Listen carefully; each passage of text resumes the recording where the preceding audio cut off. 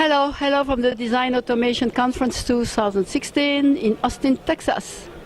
I have the pleasure to be with our long-term partner, namely a company that you all know, which is Arteris. We know this company because they are the online interconnect company, a little bit niche in the IP business. And you are the leader in this area.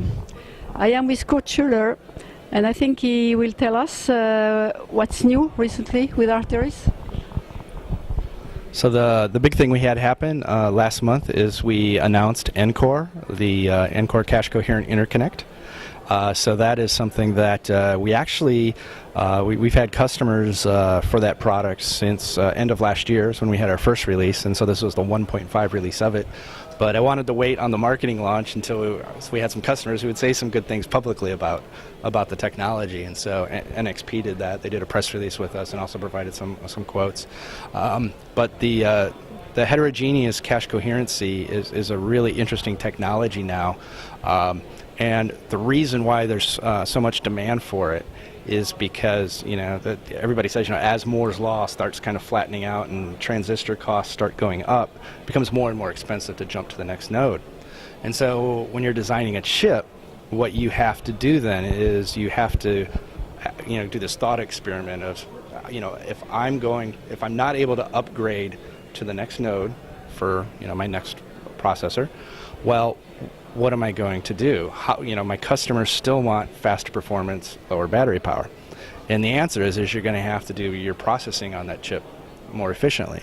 And so what that means is you're going to have to, primarily right now, it's mostly CPUs do most of the processing, and then everything else is integrated through drivers through the software.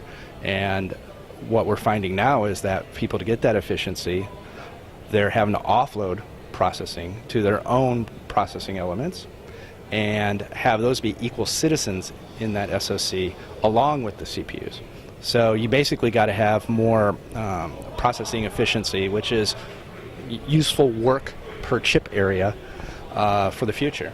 And right now we're seeing that on, I consider it more of kind of niche markets where people are creating things like, for our particular customers, as people are doing machine learning, have their own algorithmic IP. That's a mix of hardware and software. And those, you think of them as accelerators, those need to communicate with CPUs, but they need to do it coherently so that they avoid communication to the DRAMs. You're also seeing this with advanced visual processing, and that's going into a lot of ADAS designs. But again, it's these separate processors, separate algorithms, hardware and software, that have to be able to be made to coherently communicate with the rest of the system, and again, avoiding DRAM. So it's been pretty interesting. Yeah, I can understand that coherency, synchronization is always the hot topic. Okay, I think we wish you good luck, and we'll hear from you. I think we hear from you quite often. There's a lot happening, whether it's customer announcements. Yeah, very dynamic, and has a lot of news from you. Yeah. So, good luck. Hey, thank you, Gabrielle. Appreciate it.